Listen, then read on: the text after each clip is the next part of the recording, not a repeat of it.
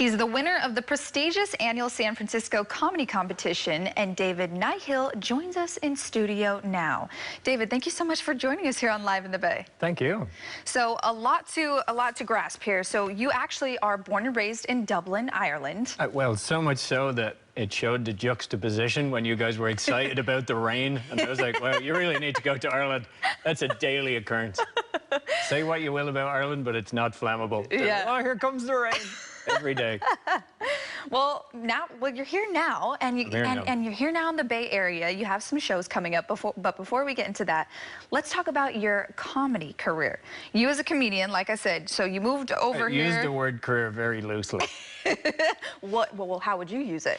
I wouldn't use it at all. They're like, what strange activities are you up to, is the way my family asks about it. Have you got a job yet?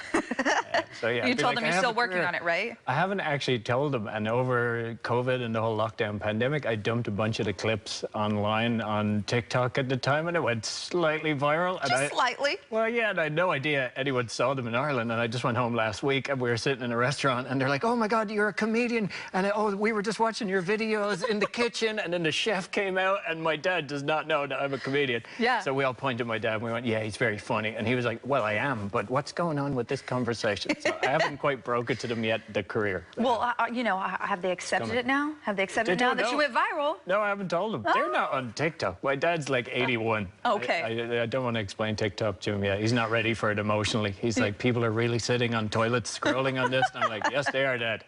Well, they should be watching Cron 4 and that heartfelt story about Bruno the dog being reunited with Bruno. I was relieved when he was called Bruno, because 90% of the time they're called Molly, Murphy, or Riley, or some other Irish name. And That's you're like, true. why are Americans naming their dogs after Irish people? They don't do that with anyone else. There's no Goldsteins running around. Well, what would you name your dog then? An American name? I would name him Goldstein, just to have that moment. Or Rodriguez. I just want to be able to go, Rodriguez ven acá perito, and just use all the Spanish that it took me so long to learn just to get through your automated customer service lines in America. Yes. You can't do that with an Irish accent. No, you can't. Well, let's dive into that a little bit. So you being over here, being Irish, being from Ireland, how has that helped your comedic career at all? Yeah, it's interesting. No one understands me, so that was the first challenge. I was like, oh, and then they're suspicious that you're from Ireland. So that is the most common question that you get when you get off stage. You could talk about Ireland for an hour, and they're like, are you really from Ireland? So I think you Americans are going around faking a lot of things, including accents, apparently, which I didn't know about.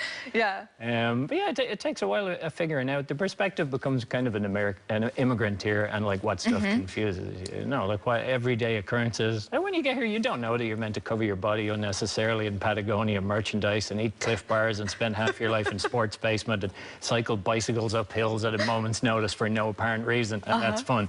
But here you are. Here I am, yeah, you're just trying to have a few drinks, and then you're like, all right, I guess we're not going to nightclubs anymore. We're doing unnecessary activity in large quantities, and then before you know it, I'm going kitesurfing after this interview. And like, I never would have thought I'd say that sentence probably when I moved here. But what is kitesurfing, for those who don't know, although a lot of our viewers probably do? I mean, you can't miss it in San Francisco. It's us lunatics out under the Bay Bridge, basically like some modern-day Red Bull-sponsored extreme Jesus, just on a snowboard attached to a giant kite, catching the wind and sliding across the top of the water. And it doesn't always end well. So I've definitely met the Coast Guard a few times here involuntarily.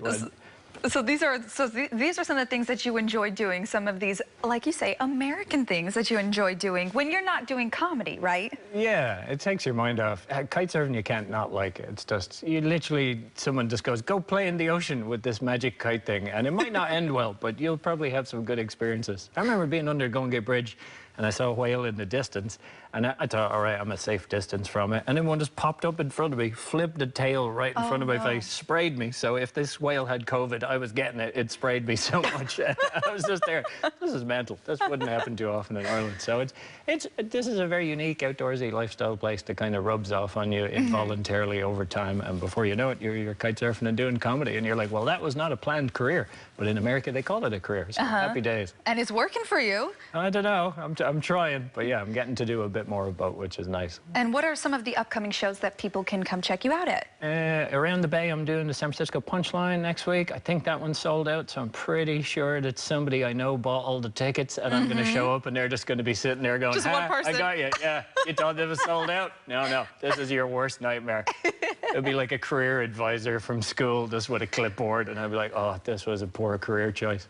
When I first moved here, I worked for the Irish government. I came here on a diplomatic visa. Oh, wow. So my interesting. first job. Yeah, someone in a position of authority made a horrendous decision.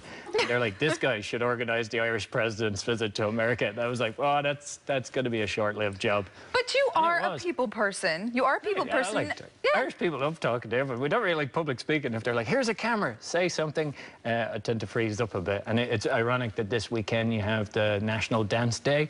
And because I turn into an involuntary salsa dancer, I shake so much normally when I do public speaking. You're like, what's going on with his body? And I'm like, I don't know. I'm not in control anymore. So you're going to stick around for some dance classes, right? I'm not. I'm going to sprint out of here at high speed. I already have an Uber waiting outside with the engine running, so I do not have to even try to dance, even though I appreciate the skills they show. Well, but listen, yeah, that's how I got started. Yeah, and you also give back to the community through your comedic efforts. Can you talk about that a little bit? Well, yeah, the beauty of comedy is you offend people and make them so emotional. You got to give back once in a while, and you're like, hey, we're doing nice to balance things today. It out. Yeah, exactly.